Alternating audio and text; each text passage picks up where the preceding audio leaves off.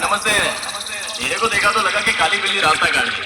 तेरी भैंस की टांग। चल अब निकल, मार झंडी चल रहा है, बच्चे लोग का एग्जाम का टाइम। ए शाणे, तेरे को यहाँ से निकलने के लिए अपन लोग की लाश से गुजरना पड़ेगा। बिल्ली लोग का शिकार तो कुत्ते करते हैं रे, और आपको ठहरा शेर आदमी।